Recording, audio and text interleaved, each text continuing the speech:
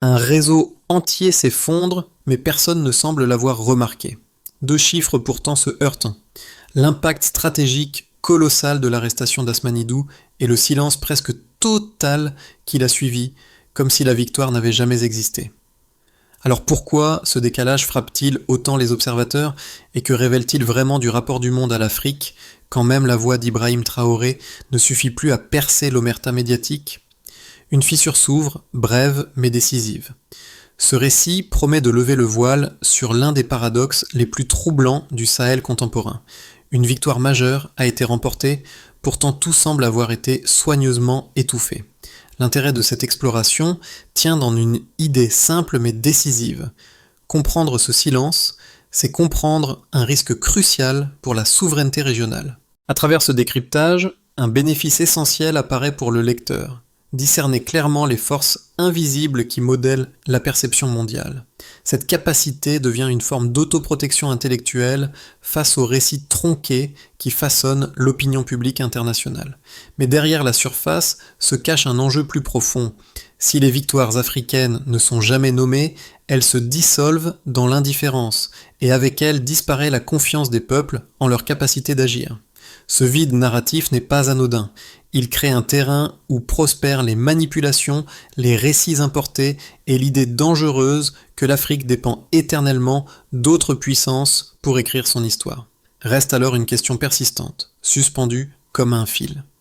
Que se passe-t-il lorsqu'une nation remporte une victoire que personne ne veut regarder ? L'opération qui a conduit à la capture d'Asmanidou n'a rien d'un simple succès tactique.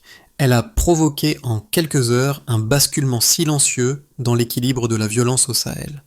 Et pourtant, malgré l'impact massif de cette arrestation, évaluée par plusieurs analystes locaux comme l'un des coups les plus déstabilisants portés au réseau armé depuis plus d'une décennie, presque aucun espace médiatique international ne lui a été accordé. Ce contraste abrupt dévoile déjà une mécanique troublante. Lorsque les faits viennent bouleverser les récits attendus, ils disparaissent souvent derrière un rideau commode. À ce stade, même la voix affirmée d'Ibrahim Traoré ne suffit pas à briser l'indifférence qui entoure la victoire burkinabé. Pour comprendre la portée réelle de cette arrestation, il faut revenir au rôle exact d'Asmanidou dans la constellation terroriste du JNEM. Logisticien en chef, il gérait les flux d'armes, de carburant, de liquidités et de matériel médical, autant d'éléments qui déterminent la capacité offensive d'un groupe armé, plus sûrement encore que la puissance de ses combattants. Dans les guerres modernes, la logistique constitue souvent l'ossature invisible de la violence, comme en témoignent les tournants majeurs de conflits où la coupure d'un ravitaillement a suffi à renverser le rapport de force. Le Sahel n'échappe pas à cette logique. Priver les groupes terroristes de carburant ou de liquidités revient à ralentir l'ensemble de leur architecture opérationnelle. Les semaines précédant la capture d'Asmanidou ont été marquées par un travail minutieux mené dans la discrétion par des unités d'élite et des équipes de renseignement burkinabé. Surveillance nocturne, écoute codée, filature épuisante, compilation de fragments d'informations. Chaque indice a fini par dessiner un maillage reliant plusieurs pays de la région et même certaines capitales étrangères. Ce n'est qu'une fois ce puzzle reconstitué que l'opération décisive a pu être déclenchée, révélant au grand jour l'ampleur d'un réseau dont peut soupçonner la sophistication. Ainsi, l'arrestation ne marque pas seulement la neutralisation d'un individu clé, elle ouvre une fenêtre sur les engrenages dissimulés d'une économie parallèle. À partir d'ici, une question essentielle se pose. Comment une victoire d'une telle portée peut-elle être tenue dans l'ombre ? Pour saisir les premières répercussions de l'affaire, il faut suivre ceux qui ont été les témoins directs de la traque, les soldats burkinabés qui pendant des semaines ont arpenté la brousse pour resserrer l'étau autour du logisticien. Leur rôle n'est pas celui de héros romantiques, mais celui de praticiens de l'ombre avançant à travers des nuits sans sommeil, des pistes effacées par le vent et des heures de silence tendu où chaque mouvement pouvait trahir une présence ennemie. Ces équipes ont constitué la colonne vertébrale du dispositif, reliant les informations fragmentaires, interprétant les messages codés, reliant les déplacements suspects à des flux de carburant dissimulés derrière des entreprises fictives. Dans ce paysage, un premier cas illustre de manière concrète la portée de leurs efforts. Une patrouille avait observé, plusieurs jours avant l'arrestation, un convoi de motos soi-disant agricoles, dont certaines pièces provenaient d'un atelier clandestin de Ouagadougou. Ce détail, presque anodin, a permis d'identifier l'un des maillons essentiels du réseau d'approvisionnement d'Asmanidou. Un second cas, tout aussi révélateur, concerne une simple facture retrouvée lors d'une perquisition parallèle au Mali. Derrière une ligne de dépenses apparemment bénigne, les enquêteurs ont détecté un schéma de transfert financier répété, masqué par une société écran. Ce document a offert la dernière pièce manquante pour comprendre la trajectoire du logisticien et valider la localisation finale où l'opération s'est conclue. À travers ces deux fragments, l'impact initial de la capture apparaît plus nettement. Dès qu'Asmanidou a été neutralisé, l'ensemble de la chaîne clandestine a commencé à vaciller.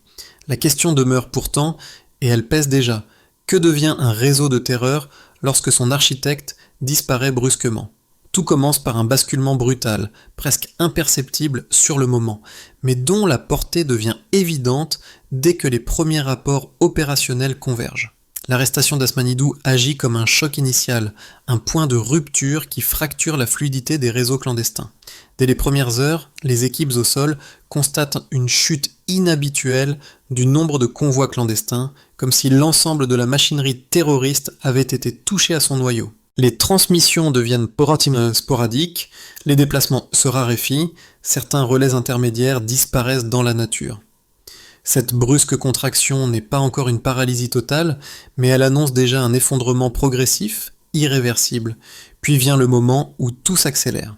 Là où les groupes armés cherchaient habituellement à multiplier les petites offensives pour marquer leur présence, un vide s'installe. La dynamique offensive, jusque-là soutenue par une logistique huilée, s'effondre sur elle-même. Des unités locales rapportent avoir observé des motos abandonnées le long des pistes, faute de carburant pour poursuivre les patrouilles. Des combattants blessés sont laissés derrière, incapables d'être évacués vers les cages habituelles où s'effectuaient les soins d'urgence. Ce ralentissement n'est pas seulement matériel, il est aussi psychologique. La peur de manquer, la peur d'être coupé des ressources, la peur de l'isolement stratégique modifient les comportements. Les cellules dormantes se murdent dans l'attente, incapables de coordonner des actions combinées. L'effet domino est déjà en marche. C'est à ce moment précis que survient le climax de la séquence, la révélation, même partielle, de l'étendue du réseau démantelé. Au fil des opérations de terrain, les soldats burkinabés découvrent des caches où s'entassaient des pièces détachées, des stocks de carburant, des motos soigneusement démontées et des registres codés retraçant des flux financiers reliant plusieurs capitales étrangères. Chaque découverte confirme que la neutralisation d'Asmanidou n'a pas supprimé un simple intermédiaire, mais a brisé la clé de voûte d'un système entier. L'onde de choc est telle qu'elle parvient même jusqu'au village où, depuis des années, les habitants vivaient dans la crainte permanente des raids éclairs. Dans certaines zones du nord, les populations disent avoir vécu, pour la première fois depuis longtemps, plusieurs jours consécutifs sans entendre le bruit des moteurs ni la rumeur des groupes armés. C'est dans cette atmosphère que s'inscrit la parole d'Ibrahim Traoré. Brève, ferme, elle rappelle que cette victoire n'est pas un accident, mais le fruit d'une stratégie visant à casser l'architecture invisible qui entretenait la violence. Cette intervention marque un point de stabilisation politique dans un moment où les conséquences opérationnelles demeurent encore incertaines. Elle sert aussi de repère pour les populations qui cherchent à comprendre ce que ce tournant signifie pour leur quotidien. Reste la rémanence, cette phase où les effets du coup initial s'échelonnent dans le temps. Privés de leurs logisticiens, les groupes armés tentent des ajustements improvisés. Création de nouvelles routes discrètes, achat d'essence sur les marchés frontaliers, recours à des collecteurs improvisés. Mais ces efforts ne compensent pas l'absence de coordination centrale. L'ensemble du dispositif terroriste fonctionne et en mode dégradé, avec un rendement affaibli.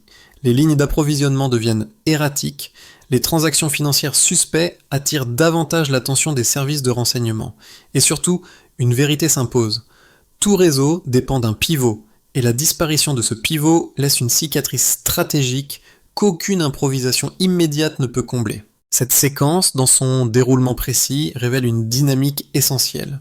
Lorsqu'un système clandestin repose sur une logistique centralisée, la neutralisation de son architecte peut provoquer une onde de rupture qui dépasse largement l'opération elle-même.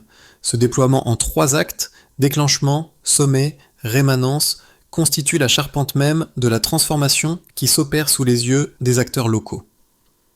La situation bascule d'un état de tension diffuse vers une dégradation mesurable, un véritable passage baseline, delta, qui éclaire l'ampleur réelle du choc provoqué par l'arrestation d'Asmanidou. Avant ce tournant, les routes du nord et de l'est étaient marquées par un rythme quasi régulier d'embuscades, de coups de main nocturnes et de mouvements rapides des groupes armés. Après sa capture, ces dynamiques se contractent, se fragmentent et perdent leur cohérence stratégique. Ce glissement n'est pas seulement visible dans les récits locaux, il se traduit par plusieurs indicateurs qui, sans offrir un tableau complet, révèlent des transformations tangibles. Première donnée observable, la multiplication des convois immobilisés signalés dans les jours suivant l'opération. Ce phénomène ne découle pas d'un hasard, mais de la rupture soudaine des circuits de carburant. Explication 11 mots. La perte du logisticien prive les groupes d'un approvisionnement stable et coordonné. Deuxième donnée, la chute significative du nombre de déplacements coordonnés détectés par les unités de surveillance. Là où plusieurs mouvements simultanés étaient autrefois repérés, les relevés montrent un effondrement de la coordination interne. Explication Tov Mot. Sans centralisation logistique, chaque cellule agit isolément, affaiblissant la cohésion opérationnelle. Troisième donnée, issue du terrain, la hausse des abandons de matériel mécanique sur les pistes secondaires. Motos démontées, pièces dispersées, stock partiel, ces traces attestent d'une tentative de reconfiguration improvisée. Explication 11 mots. Les groupes bricolent sans soutien, incapables d'assurer maintenance et distribution cohérente. Ces éléments ne constituent pas une statistique exhaustive, car les sources accessibles restant limitées, fragmentaires et parfois incomplètes. Cependant, leur convergence dessine une dynamique claire. La disparition d'un pivot logistique entraîne un ralentissement global du système clandestin. Les mouvements deviennent erratiques, les décisions s'allongent, les approvisionnements se font attendre, et les risques internes, suspicion, désertion, rivalité s'intensifient. Le delta qui se manifeste ici est double, matériel et psychologique. La dimension psychologique mérite d'être soulignée. Le réseau, habitué à fonctionner comme un organisme fluide, se retrouve brusquement privé d'un repère central. Dans ces moments d'incertitude, les comportements changent. Les éclaireurs se replient, les transporteurs hésitent, les commanditaires se méfient des relais intermédiaires. Les populations civiles, elles, perçoivent une rare accalmie dans certaines zones où l'activité armée semblait presque cyclique. Cet apaisement partiel n'est pas synonyme de sécurité durable, mais il signale une rupture suffisante pour être ressentie. Dans cette configuration instable, la prise de parole d'Ibrahim Traoré ajoute une dimension politique essentielle. Son intervention souligne que l'arrestation d'Asmanidou ne doit pas être interprétée comme un simple succès ponctuel, mais comme un levier stratégique destiné à fragiliser les réseaux clandestins par leur noyau logistique. Son message cherche à consolider le moral, à ancrer l'idée que ce delta opérationnel peut être prolongé et amplifié. Ainsi, les chiffres disponibles, même limités, dessinent une courbe cohérente. La neutralisation du logisticien crée un ralentissement systémique dont les effets s'étendent au-delà du champ militaire. Le cœur du dispositif clandestin bat moins vite, moins fort et moins loin. Reste à savoir combien de temps durera cette fenêtre de vulnérabilité. La situation bascule d'un état de tension diffuse vers une dégradation mesurable, un véritable passage baseline, delta, qui éclaire l'ampleur réelle du choc provoqué par l'arrestation d'Asmanidou. Avant ce tournant, les routes du nord et de l'est étaient marquées par un rythme quasi régulier d'embuscades, de coups de main nocturnes et de mouvements rapides des groupes armés. Après sa capture, ces dynamiques se contractent, se fragmentent et perdent leur cohérence stratégique. Ce glissement n'est pas seulement visible dans les récits locaux, il se traduit par plusieurs indicateurs qui, sans offrir un tableau complet, révèlent des transformations tangibles. Première donnée observable, la multiplication des convois immobilisés signalés dans les jours suivant l'opération. Ce phénomène ne découle pas d'un hasard, mais de la rupture soudaine des circuits de carburant. Explication 11 MOT. La perte du logisticien prive les groupes d'un approvisionnement stable et coordonné. Deuxième donnée, la chute significative du nombre de déplacements coordonnés détectés par les unités de surveillance. Là où plusieurs mouvements simultanés étaient autrefois repérés, les relevés montrent un effondrement de la coordination interne. Explication d'Ouvemo. Sans centralisation logistique, chaque cellule agit isolément, affaiblissant la cohésion opérationnelle. Troisième donnée, issue du terrain. La hausse des abandons de matériel mécanique sur les pistes secondaires. Motos démontées, pièces dispersées, stock partiel. Ces traces attestent d'une tentative de reconfiguration improvisée. Explication, 11 mots. Les groupes bricolent sans soutien, incapables d'assurer maintenance et distribution cohérente. Ces éléments ne constituent pas une statistique exhaustive, car les sources accessibles restent limitées, fragmentaires et parfois incomplètes. Cependant, leur convergence dessine une dynamique claire. La disparition d'un pivot logistique entraîne un ralentissement global du système clandestin. Les mouvements deviennent erratiques, les décisions s'allongent, les approvisionnements se font attendre et les risques internes, suspicion, désertion, rivalité, s'intensifient. Le delta qui se manifeste ici est double, matériel et psychologique. La dimension psychologique mérite d'être soulignée. Le réseau, habitué à fonctionner comme un organisme fluide, se retrouve brusquement privé d'un repère central. Dans ces moments d'incertitude, les comportements changent. Les éclaireurs se replient, les transporteurs hésitent, les commanditaires se méfient des relais intermédiaires. Les populations civiles, elles, perçoivent une rare accalmie dans certaines zones où l'activité armée semblait presque cyclique. Cet apaisement partiel n'est pas synonyme de sécurité durable, mais il signale une rupture suffisante pour être ressentie. Dans cette configuration instable, la prise de parole d'Ibrahim Traoré ajoute une dimension politique essentielle. Son intervention souligne que l'arrestation d'Asmanidou ne doit pas être interprétée comme un simple succès ponctuel, mais comme un levier stratégique destiné à fragiliser les réseaux clandestins par leur noyau logistique. Son message cherche à consolider le moral, à ancrer l'idée que ce delta opérationnel peut être prolongé et amplifié. Ainsi, les chiffres disponibles, même limités, dessinent une courbe cohérente. La neutralisation du logisticien crée un ralentissement systémique dont les effets s'étendent au-delà du champ militaire. Le cœur du dispositif clandestin bat moins vite, moins fort et moins loin. Reste à savoir combien de temps durera cette fenêtre de vulnérabilité. Le point de bascule apparaît soudain. Dans les heures qui suivent la neutralisation d'Asmanidou, une fissure inattendue se forme dans le paysage stratégique. Non pas une victoire totale, mais une révélation sur la nature profonde du réseau qu'il dirigeait. Ce moment charnière montre que la logistique n'était pas simplement un ensemble de flux matériels. Elle constituait l'ossature psychologique qui maintenait la cohésion des groupes armés. Sans cette colonne discrète, l'édifice entier semble vaciller, révélant une dépendance bien plus forte que beaucoup ne l'imaginaient. Les traces de cette fragilité apparaissent dans les villages où, depuis des années, le bruit des moteurs résonnait comme une menace constante. Là, la soudaineté du silence crée une forme d'étonnement mêlée d'incrédulité. Certains habitants décrivent une sensation étrange, presque irréelle, comme si un mur invisible venait d'être retiré. Ce basculement donne une autre lecture à la prise de parole d'Ibrahim Traoré. Elle n'est pas seulement une déclaration politique, mais une manière de cadrer ce moment fragile, d'éviter que la fenêtre ouverte ne se referme avant d'être pleinement exploitée. Ce midpoint révèle ainsi une vérité essentielle.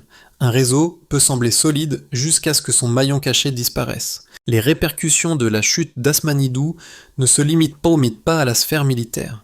Elles se déploient en cercles successifs, touchant 4 ensembles d'acteurs dont les trajectoires divergent mais s'entrecroisent dans un même mouvement de reconfiguration. Au Burkina Faso, l'effet immédiat ressenti par les communautés rurales est un allègement temporaire du harcèlement armé. Dans certaines zones du nord, les habitants rapportent des journées inhabituelles sans patrouille de moto ni passage suspect. Ce répit, aussi fragile soit-il, redonne un souffle aux comités d'autodéfense locaux qui peuvent réorganiser leurs gardes nocturnes avec moins de pression. Sur le plan institutionnel, la communication gouvernementale souligne ce moment de bascule, cherchant à consolider une cohésion souvent mise à rude épreuve. Ce contexte renforce indirectement l'autorité politique nationale, donnant davantage d'écho aux messages de fermeté déjà exprimés par Ibrahim Traoré, même si la vigilance reste impérative. La société civile traverse une mutation plus subtile. Les écoles de certaines zones à risque peuvent rouvrir quelques jours supplémentaires, les commerçants osent reprendre certaines routes secondaires, et des marchés ruraux précédemment désertés voient revenir une partie des vendeurs. Toutefois, cette respiration est teintée d'inquiétude. Chacun sait que les groupes armés pourraient tenter d'improviser riposte. La méfiance reste vive, mais l'espace psychologique que crée ce ralentissement des réseaux clandestins permet une reprise minimale de la vie collective. Les réseaux sociaux locaux témoignent d'un changement de ton où le soulagement prudent se mêle à la crainte persistante que cet équilibre reste instable. Pour les populations déplacées et les organisations d'aide, cette période présente une double dynamique. D'un côté, les convois humanitaires peuvent accéder un peu plus facilement à certaines localités précédemment inaccessibles en raison de la présence active des groupes armés. De l'autre, la vulnérabilité demeure extrême, des routes restent piégées et certaines zones voient apparaître une recomposition sporadique de cellules isolées cherchant à compenser la perte du réseau logistique initial.